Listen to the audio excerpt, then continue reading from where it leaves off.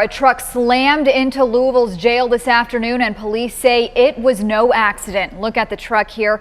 Crashed into the front of Metro Corrections with steam coming from the hood and the words Patria Y Vida spray painted on the side. It prompted a massive police presence for blocks around the jail. We expect an update from LMPD at any minute. We have a crew there and we'll take it live as soon as it begins. But we begin today with WDRB's Valerie Chin on the scene there all afternoon. Val, what can you tell us about the driver and a possible motive? Well, here at 6 in Jefferson, about 3.5 hours later, you can still see the truck right there. You can see police cars, police officers, the crime scene tape. And right now, police are not speculating why the driver crashed into the jail. LMPD says an officer witnessed it all unfold about 12:20 this afternoon when the driver drove diagonally across 6th Street and into one of the pillars in front of Metro Corrections. And that officer said it was intentional. No one was injured. The words Patria Y Vida is spray painted on the doors, a Spanish phrase that translates into Homeland and Life. It's also the name of a song that has been a rallying cry for Cuban protesters fighting against tight government control. We know that the man driving the truck was arrested, but police have not released his name. The crash prompted evacuations at the Hall of Justice and the jail. The bomb squad came in to check for explosives in the truck, and officers shut down several nearby streets. The FBI was also at the scene. Police say the danger is likely over, but Metro Corrections is still taking extra precautions. We're going to work with Metro facilities and assess the structural integrity of the building. That's the first thing. For the structure, we have evacuated all the administrative staff on the front side of the building, not inside the jail, but that the first, second floor of the operation, all essential personnel from those spaces have left the building and have gone home. We have a corrections team right now, crisis intervention team right now, talking to all the inmates, circulating the jail, informing them of what's going on.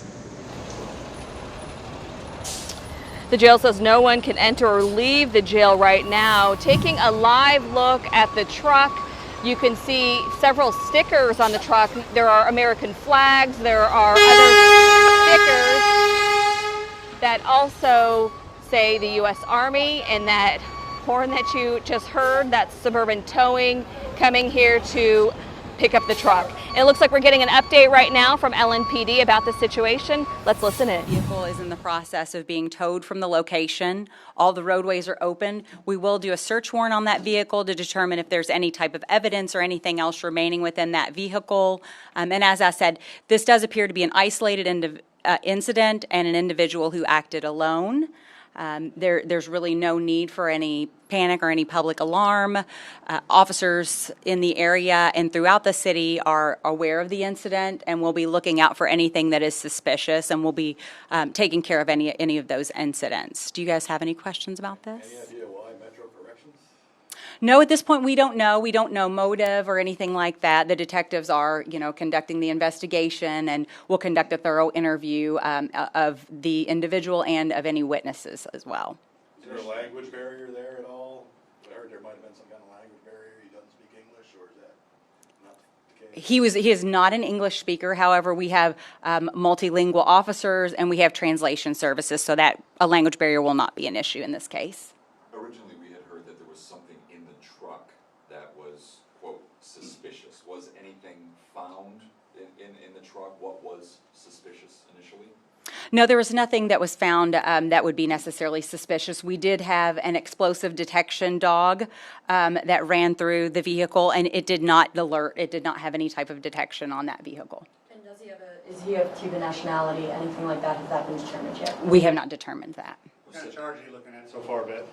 At this point, we're looking at least criminal mischief at a minimum, but they will determine, the detectives will determine that. Especially where there was writing on the vehicle, did the driver make any declarative statements, political statements? At this point, all of the investigation is still preliminary, and we won't be able to speak to any statements that he's made at this point. So when he is booked in Louisville Metro Corrections, you guys will be able to obtain a copy of that citation, which may perhaps contain some more of that information. At this point, I'm going to defer it to Louisville Metro Corrections, Steve Durham. Thank you, guys. I'm Steve Durham, Assistant Director, Louisville Metro Department of Corrections. So just give you a little bit of update from what we talked about a little bit earlier today.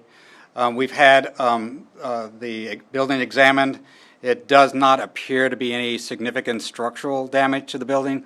Looks like maybe a cinder block has been knocked a little bit. Some of the concrete has been separated.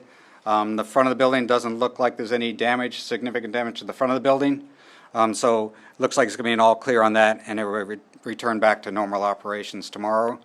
When the event occurred, we did remove everybody from that front side of the building where the administrative offices are, those top 3 floors. And so tomorrow we expect everybody back into their workspace and under normal operation. Any questions? He came pretty close to going right through those glass doors instead of hitting the brick. I mean, do you think he was trying to get through the doors? I Yeah, think it's kind of speculative. You know, it's really hard to tell what the intention was, but you can see, you're right, the vehicle actually hit a concrete brick pillar that's between the exit doors and the entrance doors. Both sides are on, so glass doors on either side. Fortuitous, nobody was in that space, nobody coming or going, very busy place, but today was empty. Is there further security going to be around the area, especially around Metro Corrections? You know, that's something we're going to take a look at. We've begun talking about that. You know, you've seen around some other buildings, especially if you look at the federal building down on Broadway, there are bollards that are placed in front of the structures. I know there's some discussion to take a look and see whether or not that should be installed. Specifically tonight, will there be any more or not really? No, nothing tonight, no.